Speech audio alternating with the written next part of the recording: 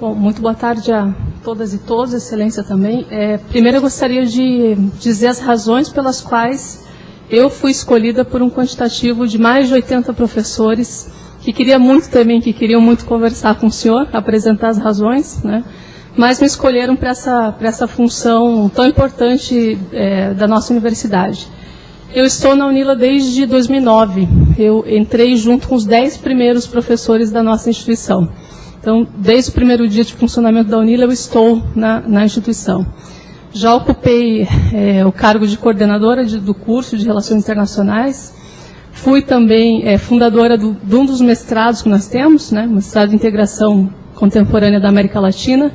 Fui presidente da Associação de Professores, né, da primeira gestão da Associação dos Docentes. E acabo de deixar o cargo de pró-reitora de Relações Internacionais. Trabalhei bastante durante esses 6 anos aí de existência da UNILA. E por isso que conheço bastante o projeto, né? Conheci a comissão de implantação, que funcionou de 2007 a 2008. Entendo bem do projeto pedagógico e acompanhei a implementação desse projeto ao longo de todo esse período. Então, por essa razão, os 80 professores, né, e eu diria que esse número 120 versus 80 ele é irreal, porque não houve um debate chamando a todo o conjunto docente, onde eles pudessem se posicionar, mas foi dado um número em função de uma contingência até do processo judicial, né? Esse número se dá que é um tanto não realista, porque o debate não está amplo, publicizado, a ponto de todos poderem se posicionar ou a favor de um ou outro posicionamento, né? Bom, eu vou apontar, Excelência, 4 ou 5 argumentos, né, que foram discutidos com a categoria pró-paridade, que nós reputamos fundamental para conhecimento desse processo e para uma decisão do juízo. Primeiro, eu gostaria, claro, de não me detalhar muito, mas são aspectos fundamentais para a compreensão dessa resolução. Primeiro, o próprio projeto da UNILA, né? Nós sabemos que a UNILA tem uma natureza jurídica de autarquia, ninguém questiona isso, mas a própria lei de criação da UNILA, que também é uma lei federal, tem a mesma natureza da LDB, ela deixa bastante clara a sua finalidade específica, né? O artigo 2º da lei, 12.189, que é de 2010, fala que a missão da UNILA é formar recursos humanos aptos para integração latino-americana. Então, a UNILA ela nasce com um propósito e já com uma vocação diferenciada, uma vocação internacional, né? De internacionalização. E essa vocação, ela está respaldada num princípio que também está no artigo 2º da lei, que denomina-se cooperação solidária, né? É um fenômeno mundial, a chamada internacionalização do ensino superior, mas na UNILA, essa internacionalização, ela é voltada para outros países latino-americanos. Por isso que solidária. Porque a maior parte da nossa mobilidade, por exemplo, estudantil, né, nosso compromisso é em receber estudantes de outros países da América Latina. E há uma resolução interna, inclusive, que tem como objetivo que nós alcancemos, por exemplo, a 50% de estudantes de outros países latino-americanos, seja nos cursos de graduação ou pós-graduação. Não atingimos ainda esse número, mas estamos caminhando para que isso aconteça, né, porque ela serve para fomentar o processo de integração latino-americana. Nós tivemos um contexto político, a partir de 2004, que retomou os processos de integração, se ressignificou o Mercosul, criou a Unasul, a CELAC. O Brasil foi protagonista desse processo, e a UNILA faz parte da criação desse contexto, de ressignificação do processo de integração latino-americana. E a educação foi vista como um eixo estruturante também dessa integração. Justamente porque se entendeu, né, que o desenvolvimento do Brasil não poderia se dar isoladamente, numa situação regional muito desigual como nós vivemos aqui, especialmente na América do Sul. Voltando um pouco a essa questão do projeto da UNILA, eu falei da internacionalização solidária, né? Eu quero dizer que existem 4 aspectos fundamentais na prática que diferenciam a nossa instituição. O primeiro aspecto é o chamado ciclo comum de estudos. Não existe isso em outras universidades federais. O ciclo comum tem um conteúdo né, é pedagógico, seja para medicina, engenharia, relações internacionais ou economia, qualquer curso de graduação, onde o estudante vai ter um eixo sobre o conhecimento da América Latina, nós chamamos isso de fundamentos da América Latina, outro sobre línguas e outro sobre metodologia científica.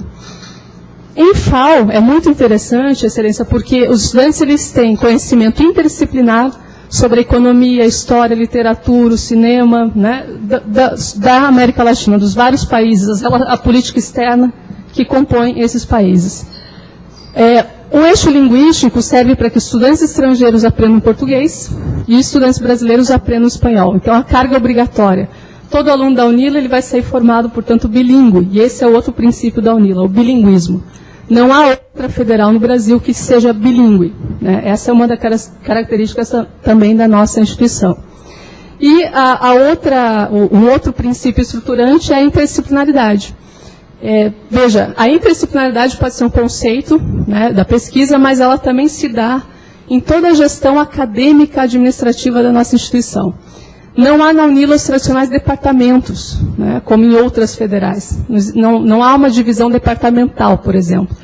A estrutura acadêmica ela é feita a partir dos centros interdisciplinares, né, e dos centros em 4 institutos que se aproximam por campos do conhecimento. Por exemplo, engenharia, com arquitetura, relações internacionais com economia, ciência política.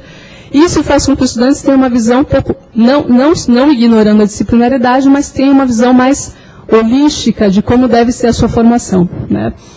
Tudo isso porque se preocupou, desde a comissão de implantação, se preocupava em que os alunos que aqui viessem tivessem compromisso com produção de conhecimento voltado para problemáticas latino-americanas, né?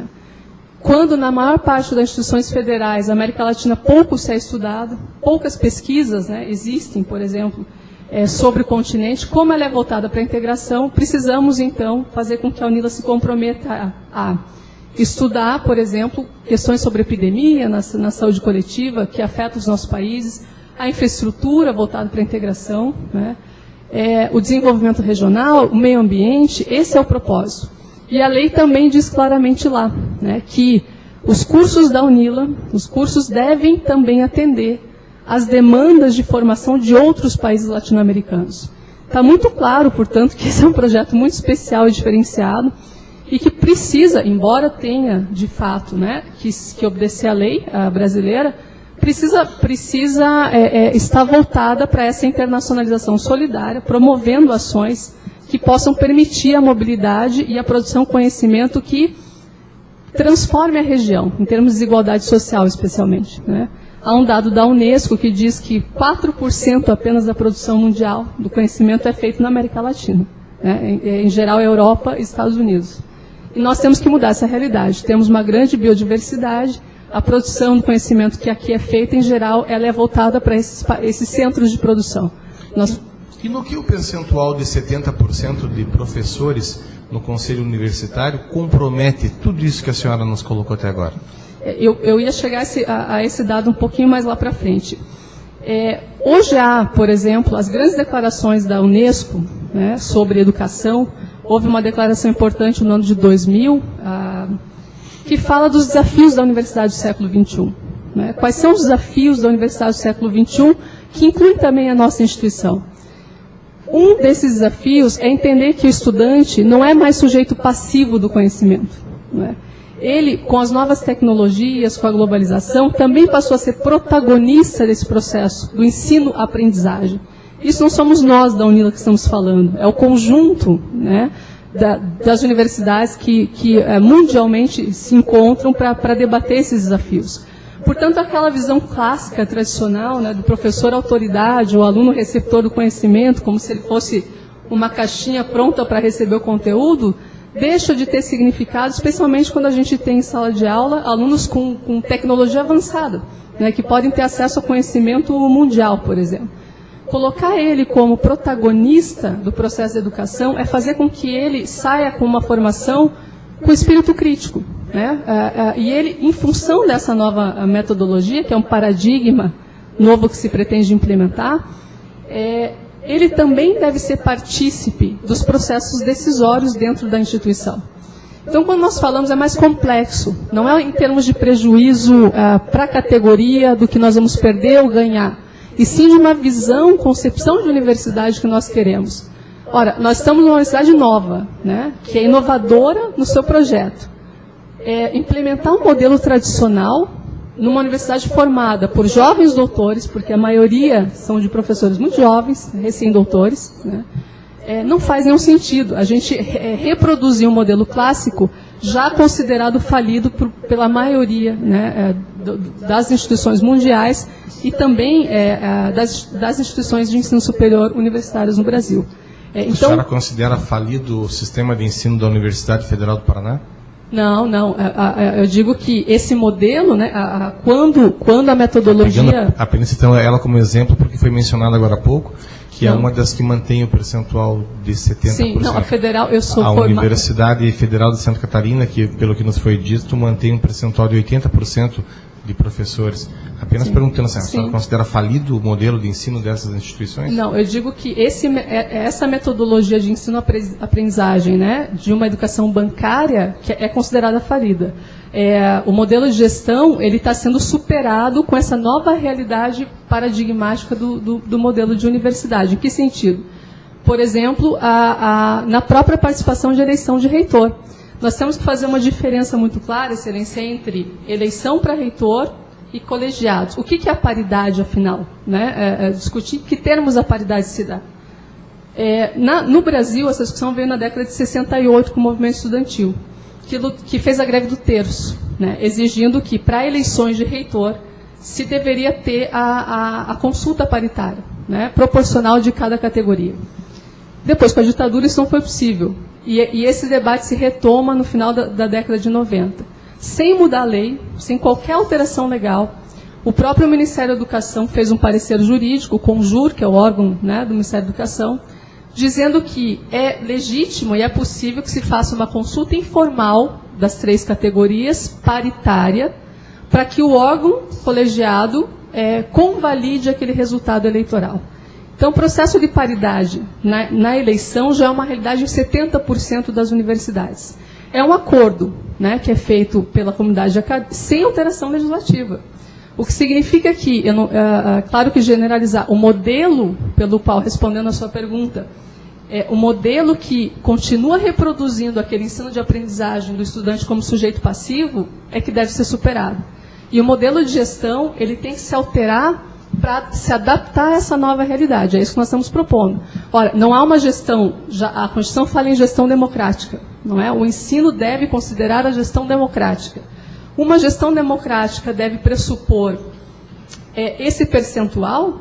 Qual é o critério para dizer, por exemplo, que estudantes técnicos e professores têm, já que as 3 categorias trabalham, né, para a finalidade institucional, devem ter peso diferenciado? Se não, um artigo do dispositivo legal que representa uma estrutura, né, da década de 90, que preservava a autoridade do professor, no modelo, e aí digo, modelo falido, que representava aquela concepção de universidade.